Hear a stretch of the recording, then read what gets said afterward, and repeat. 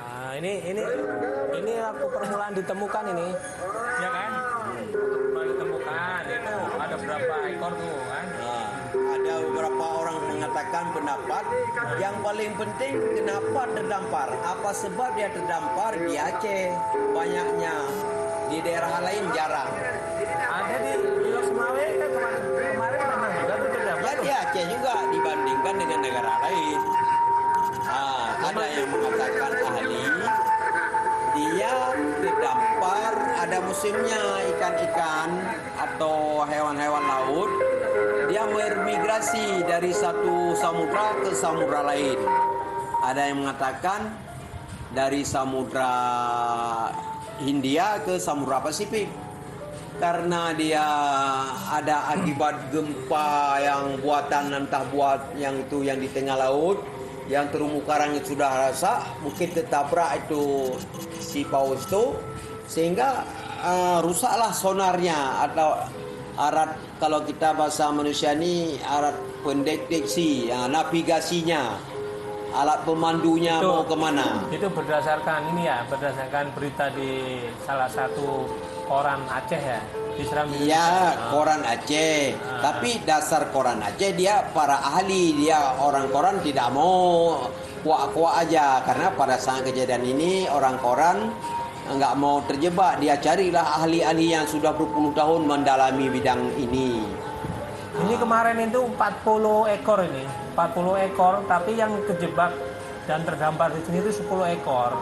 Itu jadi diperkirakan itu 2 ekor itu memang betul-betul sudah sakit, sedangkan yang lainnya ada 8 ekor itu dia menunggu yang sakit, Padahal seandainya dia itu berenang ke tengah laut itu bisa, tapi karena dia setia atau bagaimana ya, jadi dia tungguin yang sakit. Berarti hewan laut ini atau ikan paus ini dalam bahasa Inggrisnya apa namanya? Whales. Whale. Dia itu setia, dia ada pemimpinnya. Seperti kita lihat burung di udara. Kalau dia terbang kan ada pemimpin satu orang. Tapi nggak rame-rame walaupun dia nanti ada 40 orang, tetap yang dia terbang 10-10. Begini juga mungkin di sini dia 40 ya seperti Mas Sugi katakan. Dia dibagi 4 imam.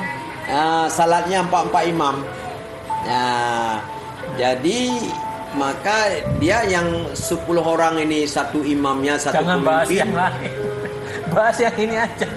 Enggak, bukan saya maksudnya. Jangan bahas yang lain, bahas yang ini saja. Enggak, secara Allah menjadikan itu ada hubungan. Coba lihat pemimpin dunia. Tapi dia tidak galak itu, ya kan? Jadi manusia pun dekat nggak masalah itu.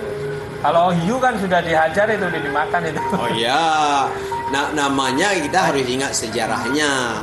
Kalau ikan paus ini kan dia ada semacam bersahabat. Ini coba Pak perhatikan Pak.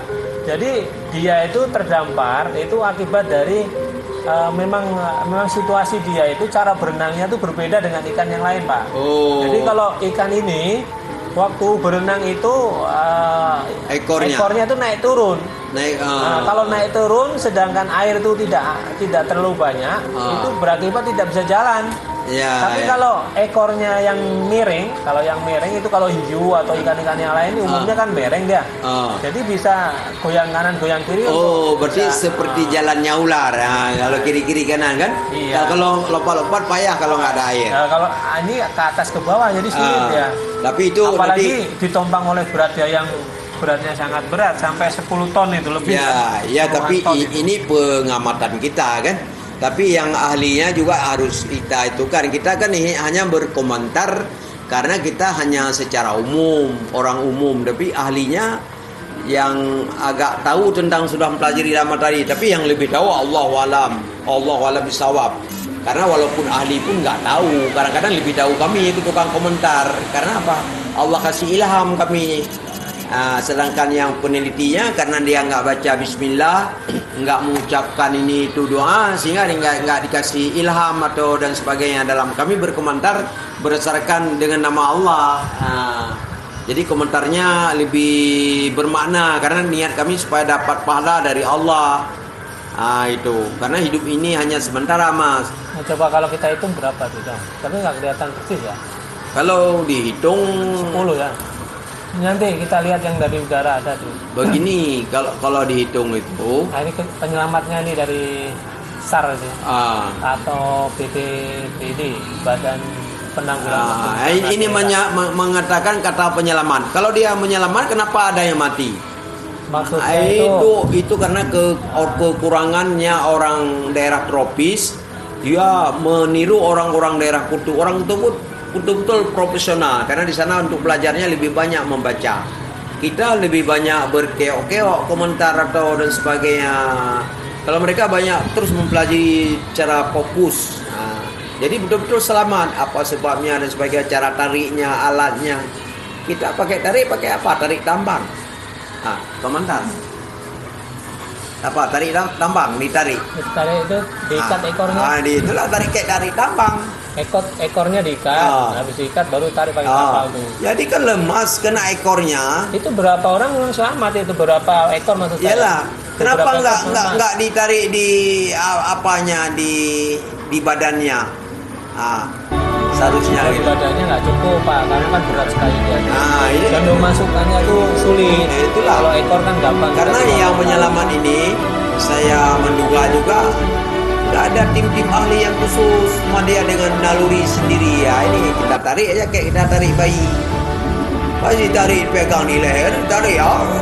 Mungkin dia itu kekuatannya, pernah lihat itu dari ekor tuh memang biasanya kalau hanya terdampar 1-2 itu dari ekor itu bisa ditarik, nggak ada masalah. Ini karena banyak, jadi yang lain bisa diusir atau diselamatkan, bisa ditengahkan supaya jalan, tapi yang lainnya terlambat karena dia dalam hitungan, apalagi udah berapa hari, 1 hari ya, 1 hari pagi sampai sore, sehingga pasti kalau kita itu ya, kalau manusia itu kan hidupnya di darat, apabila dicemplungkan ke laut, nggak usah hitungan menit, hitungan menit saja udah tewas kan.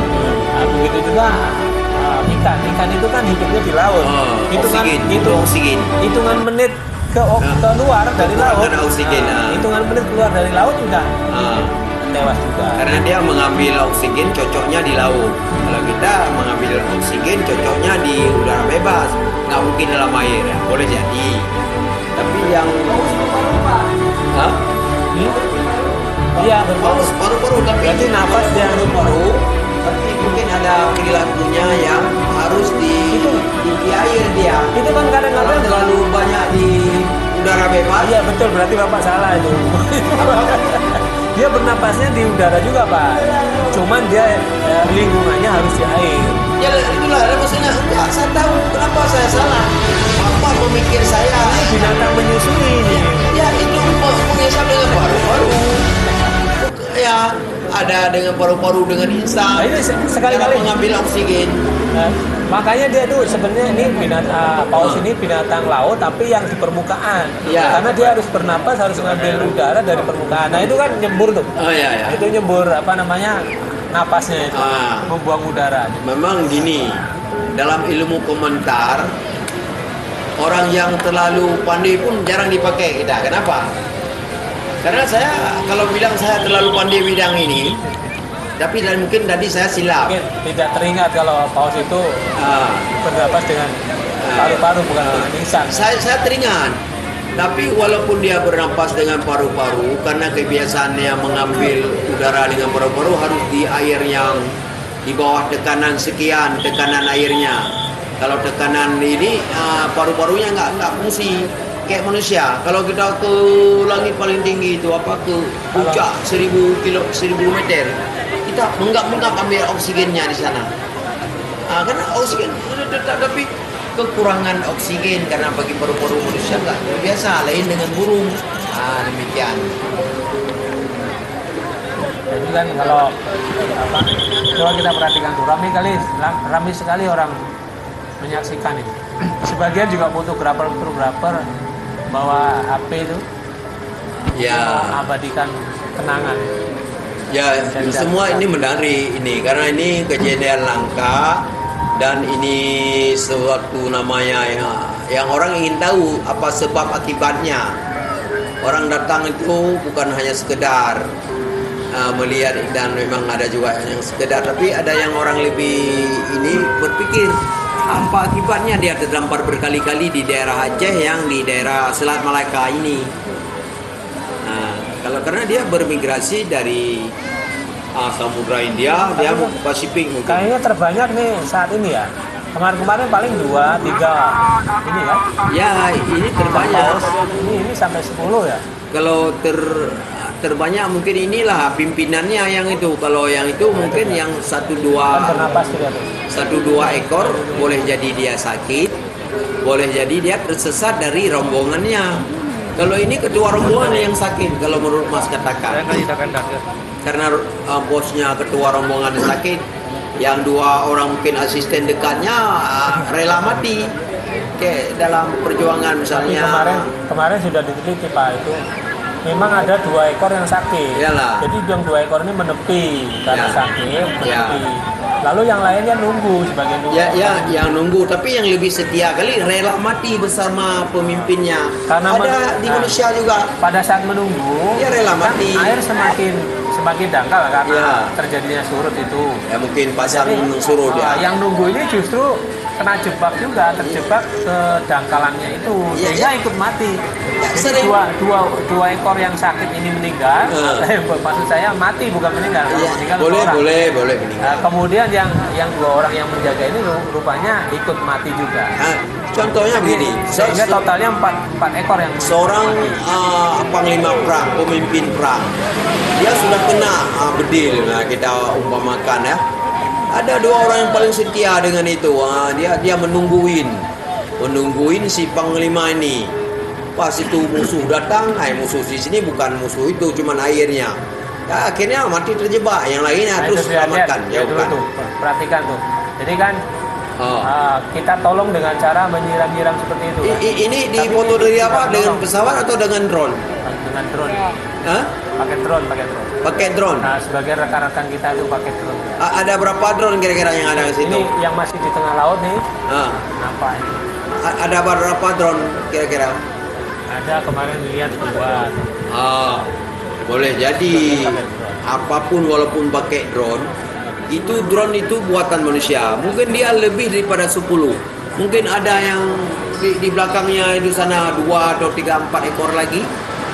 Satu orang. Cuma kita harus pelajari juga kebiasaan ikan paus ini. Kalau dia berjalan berapa rombongannya. Kalau kita lihat di udara kan sering burung apa namanya itu, terbangnya kan burung apa aja, burung bangau ya. Terbangnya kan lama itu 10 orang dan 10 ekor dan sebagainya. Ini kebiasaan ini berapa? Mungkin ada juga yang drone tidak sempat baca. Terkelompok. Ini seperti kapal padahal bukan kapal ini ya. Karena dia masih kuat. Dia berenangnya gitu. Ya, masih kuat. Mungkin dia itu yang masih kuat badannya. Atau kena racun, boleh jadi kena bom. Penyebabnya. Ada. Kita sekarang sudah diteliti itu tidak. Enggak, ini kemungkinan terjadi ini apa? Akibatnya, sebabnya dulu. Ini yang menarik. Kalau orang bodoh lihat akibatnya. Jangan akibat sebabnya. Sebabnya boleh jadi menurut saya, nanti menurut Pak ya. Menurut saya pertama dia kena sesat. Atau kedua mencari makanan, ikan kecil. Ketiga sistem navigasinya terganggu, mungkin ada bom kah, ada bisikan suara di tengah laut atau dan sebagainya.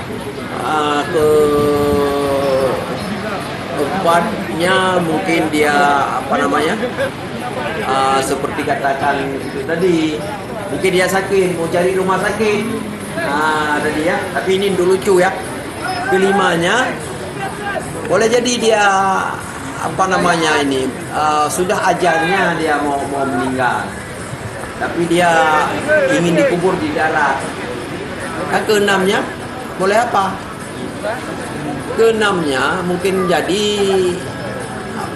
semacam ada pawang di sini mungkin yang menyedot dia itu cara itu Kalau itu stick itu. Oh ya, yang ini nggak ada hubungannya dengan atau gini yang kalau ketujuh mungkin ada semacam itu apa namanya racun diracun. Enggak, ini kemarin dua ekor ikan ini sudah luka.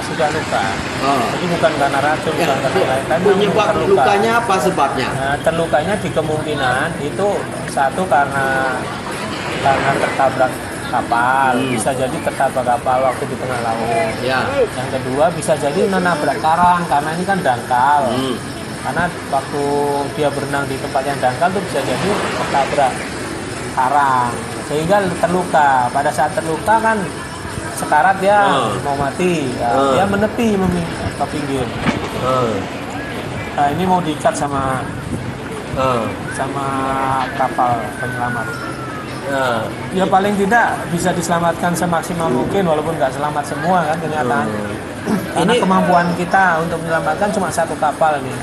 Seharusnya 2 atau 3 kapal kemarin ini kita hanya bisa mengerahkan satu kapal. Ini kira-kira berapa menit lagi ini durasi pemantauannya? Ini yang sudah 16 menit. Berapa menit lagi? Ini durasinya sampai 20 menit. 20 menit. Berarti tinggal 4 menit lagi.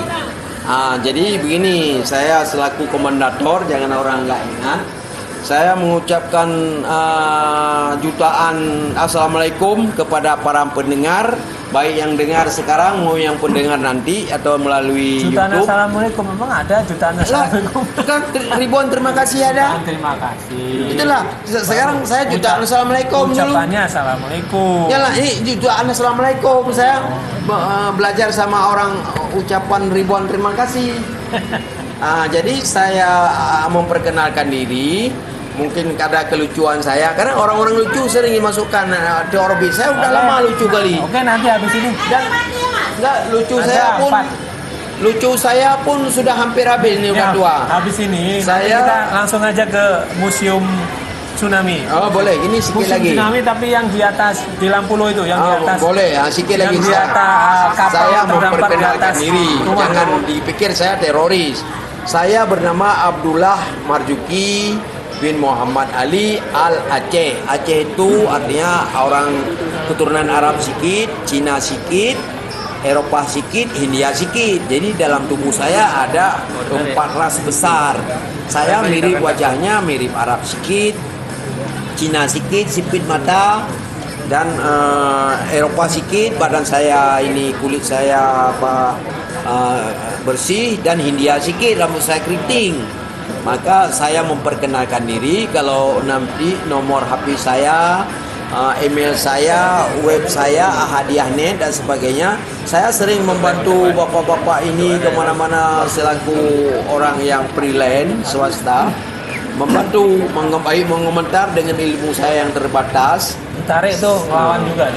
Saya juga minta maaf tadi, mungkin dikira saya lupa tadi bahwa ikan paus ini bernapas dengan paru-paru, karena yang di laut umumnya bernapas dengan insang kan. Tapi karena saya mengatakan mungkin dia walaupun dengan paru-paru harus pada tekanan sekian baru dia nggak sakit. Kayak manusia, kalau pada ketinggian sekian kita bernapas di puncak gunung menggap-megap, ditambah dengan sakit, dingin lagi di puncak gunungnya cepat mati. Begitu juga dia bernapas dengan paru-paru. Tapi kalau bernapas di daratan, walaupun nggak boleh, ada yang bernapas dengan paru-paru, tapi harus dia sedot dulu air banyak-banyak, diendapkan mungkin. Mungkin demikian. Didorong pakai orang ya. Mungkin gini, karena salah bernapas dia sehingga terdampar. Boleh jadi. Enggak, dia kalau dia kan napasnya tetap pakai udara paru-paru. Iyalah. Dia itu matinya bukan karena tidak bernapasnya, tapi karena dia kan dehidrasi. Oke lah, ini iyalah. Jadi ini sekarang kita udah sampai ke museum kapal di atas rumah nih di Lampung. Ini akibat. Kita beralih komentar sekarang. Begini, ini cocok kali Mas, karena ini berhubungan dengan memperingati hari gempa besar dan tsunami sedunia tanggal 5, hari itu sudah lewat, bulan 11, dan memperingati hari gempa terbesar di dunia, gempanya 8 skala Richter, 8,9, sehingga dan tsunami-nya yang luar biasa, sehingga saya mengusulkan supaya di Aceh ini 8 skala Richter diubah, kalau 8,9 jadi 89 aja, supaya orang Aceh biar takut. Wah, rendah kali. Nggak ada itu.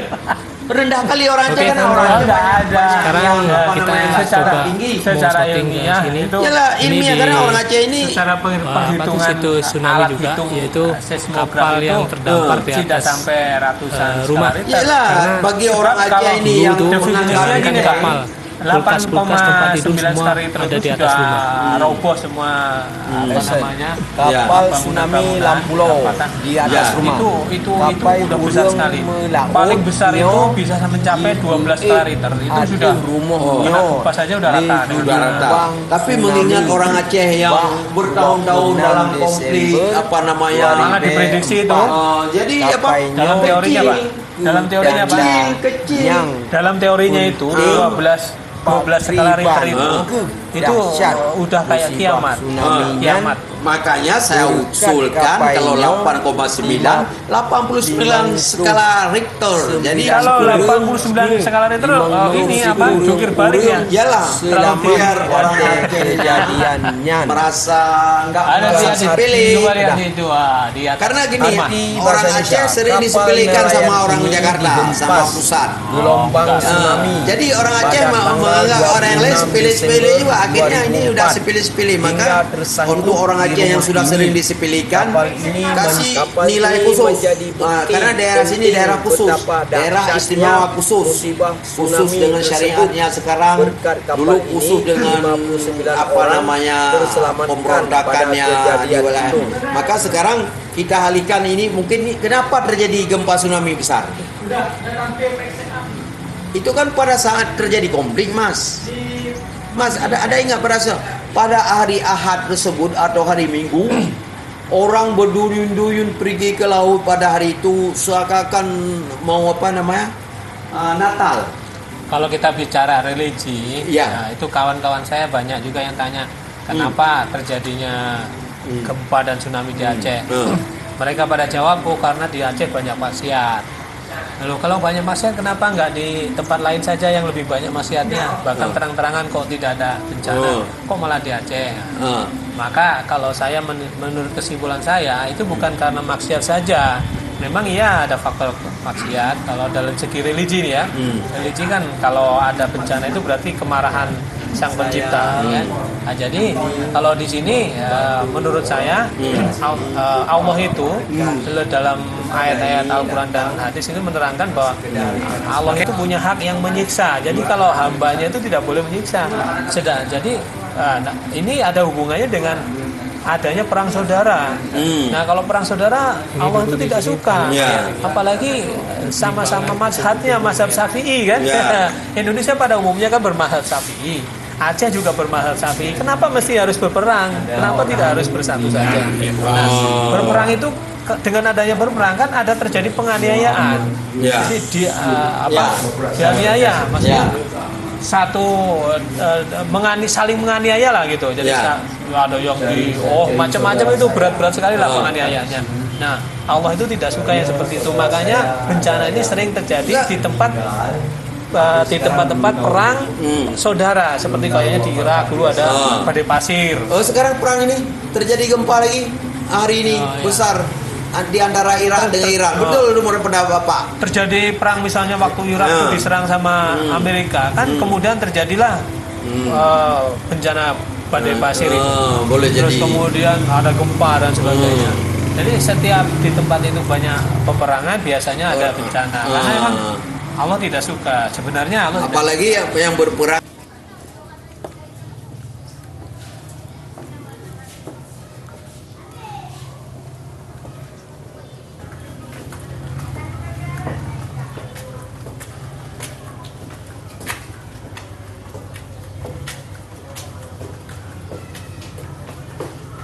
Naik ke atas nih, mau lihat dari atas.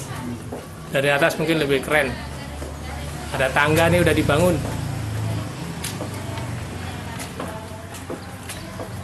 Mas sekali pemandangannya. Masya Allah, bagus sekali pemandangannya.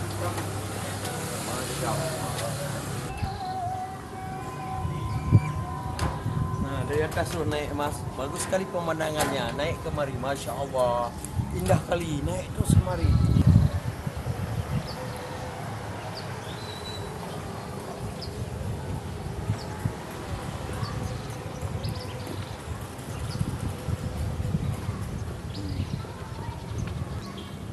Di sini dulu kejadian bapak-bapak pemirsa seluruh dunia. Kapal waktu tsunami itu pagi hari Minggu tanggal 26 Desember 2004. Jadi sesudah gempa tsunami, air lautnya terus ke laut, jadi mendalam. Orang banyak pergi ke laut nangkap ikan. Tiba-tiba datanglah gelombang besar tsunami yang tiba pada saat itu orang di sini belum pernah merasakan dan belum pernah terbayangkan. Sehingga salah satunya keajaiban luar biasa adalah kapal yang ini di tengah laut, Allah kirimkan ke daerah ini. Sepertinya di daerah ini mungkin ada orang yang ahli zikir atau ahli ibadat, sehingga kapal tersebut semacam ada magnet seumpama kapal Nabi Nuh dulu datang terus kemari menyusul.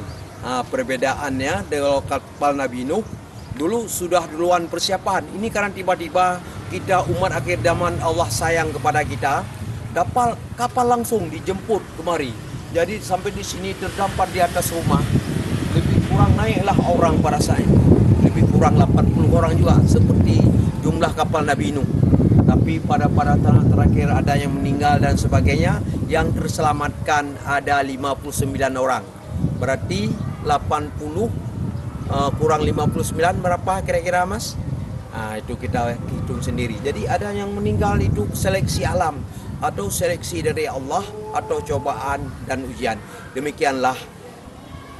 Dulu air dari sana tuh, dari arah barat laut. Tinggi sekali itu. Rumah-rumah ini dulu tenggelam semua, ini dibangun baru. Jadi sebelumnya ini rumahnya ini udah hancur semua nih, terjang tsunami. Jadi dari arah barat lalu terdamparlah di sini kapal. Sebenarnya ini dulu kapalnya ada beberapa buah, namun sekarang yang dimuseumkan satu buah saja. Yang lainnya mungkin sudah diambil atau sudah dirapikan, dibersihkan. Ini saya di puncak atas. Di atas, ini beberapa orang wisata lokal juga ada.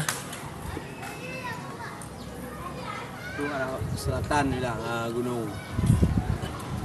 Karena ini bukan hari libur, jadi pengunjungnya sedikit. Ada 20 menit.